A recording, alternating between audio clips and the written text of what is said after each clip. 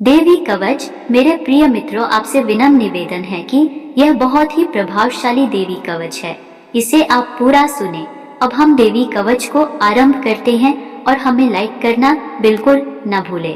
मार्कंडेय जी ने कहा, हे पितामह, जो इस संसार में परम गोपनीय तथा मनुष्यों की सब प्रकार से रक्षा करने वाला है और जो अब तक आपने दूसरे किसी के सामने प्रकट नहीं किया हो, ऐसा कोई साधन मुझे बताइए। ब्राह्मण, ऐसा साधन तो एक देवी का कवच ही है, जो गोपनीय से भी परम गोपनीय, पवित्र तथा संपूर्ण प्राणियों का उपकार करने वाला है। हे महामुने, आप उसे श्रवण करें। भगवती का प्रथम नाम शैलपुत्री है, दूसरी स्वरूपा का नाम ब्रह्मचारिणी है, तीसरा स्वरूप चंद्रघंटा के नाम से जाना जाता है, चौथी रूप को कुष्मांडा के नाम से जाना जाता है, पांचवी दुर्गा का नाम स्कंद माता है, देवी के छठे रूप को कात्यायनी कहते हैं, सातवां कालरात्रि और आठवां स्वरूप महागौरी के नाम से जाना जाता है, नवीं दुर्गा का नाम सिद्धिदात्री है। ये सब नाम सर्वज्ञ महात्मा वेद भगवान के द्वारा ही प्रतिपादित हुए हैं। मनुष्य अग्नि में जल रहा हो, रणभूमि में शत्रुओं से घिर गया हो, विषम संकट में फंस गया हो तथा इस प्रकार भय से आतुर होकर जो भगवती दुर्गा की शरण में प्राप्त हुए हों, उनका कभी कोई अमंगल नहीं होता है। युद्ध समय संकट में पड़ने पर भी उनके ऊपर कोई विपत्ति नहीं दिखाई देता है। उन्हें शोक, दुख और भय की प्राप्ति नहीं होती। जिन्होंने भक्ति पूर्वक देवी का स्मरण किया है, उनका निश्चय ही अभ्युदय होता है। देवेश्वरी, जो तुम्हारा चिंतन करते हैं, उनकी तुम निसंदेह रक्षा करती हो। चामुंडा देवी प्रेत पर आरूढ़ होती हैं, वराही भैंसे पर सवारी करती हैं, ऐन्द्री का वाहन ऐरावत हाथी है, वैष्णवी देवी गरुड़ को अपना आसन बनाती हैं, महेश्वरी वृषभ पर आरूढ़ होती है, कौमारी का वाहन मयूर है, भगवान विष्णु की प्रियतमा लक्ष्मी देवी कमल के आसन पर विराजमान हैं और हाथों में कमल धारण किए हुई हैं। वृषभ पर आरूढ़ ईश्वरी देवी ने श्वेत रूप धारण कर रखा है। ब्राह्मी देवी हंस पर बैठी हुई हैं और सब प्रकार के आभूषणों से विभूषित हैं। इस प्रकार ये सभी माताएं सब प्रकार की योग शक्तियों से संपन्न हैं। इनके अलावा और भी बहुत सी देवियां हैं जो अनेक प्रकार के आभूषणों की शोभा से युक्त तथा नाना प्रकार के रत्नों से सुशोभित हैं।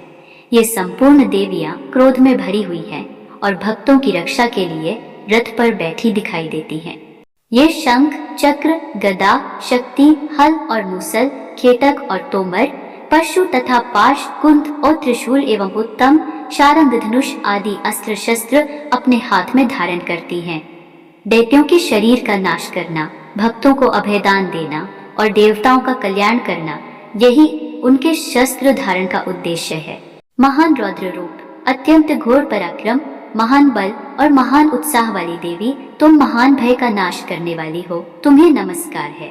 तुम्हारी तरफ देखना भी कठिन है। शत्रुओं का भय बढ़ाने वाली जगत पे मेरी रक्षा करो। पूर्व दिशा में ऐन्द्री इंद्र शक्ति मेरी रक्षा करे। अग्निकोण में अग्नि शक्ति, दक्षिण दिशा में वाराही तथा नैऋत्य कोण में खड्गधारिणी मेरी रक्षा करे। पश्चिम दिशा में वारुणी और वायव्य कोण में मृत पर सवारी करने वाली देवी मेरी रक्षा करे। उत्तर दिशा में कौमारी और ईशान कोण में शूलधारिणी देवी रक्षा करे। ब्रह्माणी, तुम ऊपर गगन की ओर से मेरी रक्षा करो और वैष्णवी देवी नीचे जमीन की ओर से मेरी रक्षा करे। शव को अपना वाहन बनाने वाली चामुंडा देवी दसों दिशाओं में मेरी रक्षा करे। जया सामने से और विजया पीछे की ओर से मेरी रक्षा करे। वाम भाग में अजिता और दक्षिण भाग में अपराजिता हमारी रक्षा करे। उद्योतिनी शिखा की रक्षा करे। उमा मेरे मस्तक पर विराजमान होकर रक्षा करे। ललाट में माला धरी रक्षा करे और यशस्विनी देवी मेरी भौहों का संरक्षण करे। भौहों के मध्य भाग में त्रिनेत्रा और नथुनों की यमघंटा देवी रक्षा करे। ललाट की माला धरी रक्षा करे और यशस्विनी देवी मेरी भौहों का संरक्षण करे। भौहों के मध्य भाग की देवी त्रिनेत्रा और नथुनों की यमघंटा देवी रक्षा करे। नासिका की देवी सुगंधा और ऊपर के ओठ की चर्चिका देवी रक्षा करे। नीचे के ओठ की देवी अमृत कला तथा जिह्वा की रक्षा सरस्वती करे। कौमारी देवी मेरे दांतों की और चंडिका देवी कंठ की रक्षा करे। चित्रघंटा देवी गले की घाटी और देवी महामाया तालू में रहकर हमारी रक्षा करे। कामाक्षी देवी ठोड़ी की और सर्वमंगला मेरी वाणी की रक्षा करे। भद्रकाली ग्रीवा की और धनुर्धरी पृष्ठवंश की रक्षा करे। कंठ के बाहरी भाग की नीलग्रीवा और कंठ की नली की रक्षा नलकोबरी करे। दोनों कंधों की रक्षा खड्गिनी और मेरी दोनों भुजाओं की वज्रधारिणी रक्षा करे। दोनों हाथों की दंडिनी और उंगलियों की रक्षा अंबिका करे। शूलेश्वरी नखों की रक्षा करे। कुलेश्वरी कुक्षी पेट में रहकर रक्षा करे। महादेवी दोनों स्तनों की और शोकविनाशिनी देवी मन की रक्षा करे। ललिता देवी हृदय की और शूलधारिणी उदर की रक्षा करे। नाभि की देवी कामिनी और गुह्य भाग की गुह्येश्वरी रक्षा करे। पूतना और कामिका लिंग की और महिषवाहिनी गुदा की रक्षा करे। भगवती कटि भाग में और विंध्यवासिनी घुटनों की रक्षा करे। संपूर्ण कामनाओं को देने वाली दोनों पेंडलियों की रक्षा करे। नारसिंही दोनों गुठियों की और तेजस्वी देवी दोनों चरणों के पृष्ठभाग की रक्षा करे। श्रीदेवी पैरों की उंगलियों में और तलवासिनी पैरों के तलुओं में रहकर रक्षा करे। अपनी दाढ़ों के कारण भयंकर दिखाई देने वाली दंष्ट्राकराली देवी नखों की और ऊर्ध्वकेशिनी देवी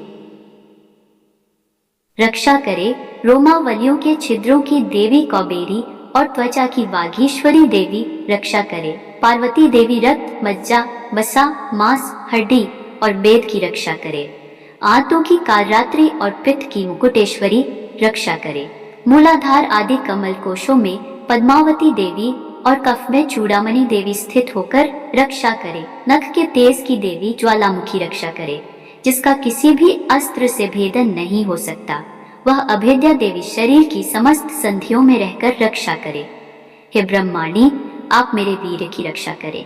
छत्रेश्वरी देवी छाया की तथा धर्मधारिणी देवी मेरे अहंकार मन और बुद्धि की रक्षा करे। हाथ में वज्र धारण करने वाली वज्रहस्ता देवी मेरे प्राण अपान व्यान उदान और समान वायु की रक्षा करे। कल्याण से शोभित होने वाली भगवती कल्याण शोभना मेरे प्राण की रक्षा करे। रस रूप गंध शब्द और स्पर्श इन विषयों का अनुभव करते समय माँ योगिनी देवी रक्षा करे तथा सत्वगुण रजोगुण और तमोगुण की रक्षा सदा नारायणी देवी करे। वाराही आयु की रक्षा करे। वैष्णवी धर्म की रक्षा करे तथा चक्रिणी देवी मेरे यश कीर्ति लक्ष्मी धन तथा विद्या रक्षा करे। इंद्रायणी आप मेरे गोत्र की रक्षा करें। चंडिके तुम मेरे पशुओं की रक्षा करो। महालक्ष्मी मेरे पुत्रों की रक्षा करे और भैरवी पत्नी की रक्षा करे।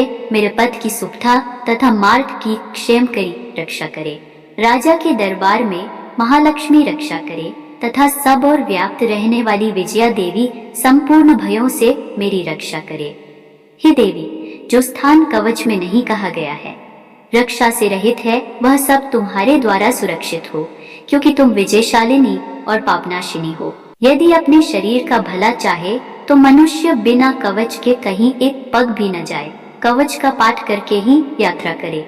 कवच के द्वारा सब ओर से सुरक्षित मनुष्य जहाँ जहाँ भी जाता है, वहाँ वहाँ उसे धन लाभ होता है तथा संपूर्ण कामनाओं की सिद्धि करने वाली विजय की प्राप्ति होती है। वह जिस अभीष्ट वस्तु का चिंतन करता है उसको निश्चय ही प्राप्त कर लेता है। वह पुरुष इस पृथ्वी पर तुलना रहित महान ऐश्वर्य का भागी होता है। कवच से सुरक्षित मनुष्य निर्भय हो जाता है।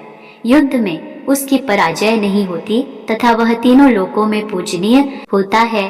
देवी का यह कवच देवताओं के लिए भी दुर्लभ है। जो प्रतिदिन नियम पूर्वक तीनों संध्याओं के समय श्रद्धा के साथ इसका पाठ करता है, उसे दैवी कला प्राप्त होती है तथा वह तीनों लोकों में कहीं भी पराजित नहीं होता। इतना ही नहीं, वह अपमृत्यु रहित हो 100 से भी अधिक वर्षों तक जीवित रहता है। मकड़ी चेचक और कोढ़ आदि उसकी संपूर्ण व्याधियां नष्ट हो जाती हैं। कनेर भांग अफीम धतूरे आदि का स्थावर विष सांप और बिच्छू आदि के काटने से चढ़ा हुआ जंगम विष तथा अहिफेन और तेल के संयोग आदि से बनने वाला ये सभी प्रकार के विष दूर हो जाते हैं, उनका कोई असर नहीं होता। इस पृथ्वी पर मारन मोहन आदि जितने आभिचारिक प्रयोग होते हैं तथा इस प्रकार के मंत्र यंत्र होते हैं, वे सब इस कवच को हृदय में धारण कर लेने पर उस मनुष्य को देखते ही नष्ट हो जाते हैं। यही नहीं, पृथ्वी पर विचरने वाले ग्राम देवता आकाशचारी देव विशेष जल के संबंध से प्रकट होने वाले गण, उपदेश मात्र से सिद्ध होने वाले निम्न कोटि के देवता, अपने जन्म से साथ प्रकट होने वाले देवता, कुल देवता माला, डाकिनी शाकिनी, अंतरिक्ष में विचरण करने वाली अत्यंत बलवती भयानक डाकिनियां, ग्रहभूत, पिशाच, यक्ष, गंधर्व, राक्षस, ब्रह्म राक्षस, बेताल, कुष्मांड और भैरव आदि अनिष्ट कारक देवता भी हृदय में कवच धारण किए रहने पर उस मनुष्य को देखते ही भाग जाते हैं। कवचधारी पुरुष को राजा से सम्मान वृद्धि प्राप्ति होती है। यह कवच मनुष्य के तेज की वृद्धि करने वाला और उत्तम है। कवच का पाठ करने वाला पुरुष को अपनी कीर्ति से विभूषित भूतल पर अपने सुयश के साथ साथ वृद्धि प्राप्त होता है। जो पहले कवच का पाठ करके उसके बाद सप्तशती चंडी का पाठ करता है, उसकी जब तक वन, पर्वत और कानों सहित यह पृथ्वी टिकी रहती है, तब तक यहाँ पुत्र पौत्र आदि संतान परंपरा बनी रहती है। देह का अंत होने पर वह पुरुष भगवती महामाया के प्रसाद से नित्य परम पद को प्राप्त होता है, जो देवताओं के लिए भी दुर्लभ है। वह सुंदर दिव्य रूप धारण करता और कल्याण शिव के साथ आनंद का भागी होता है। देवी कवच यहाँ समाप्त होता है। प्रिय मित्रों, अगर हमारा यह वीडियो आपको अच्छा लगे तो हमारे वीडियो को लाइक करना बिल्कुल ना भूलें और इसे ज़्यादा से ज़्यादा शेयर करें।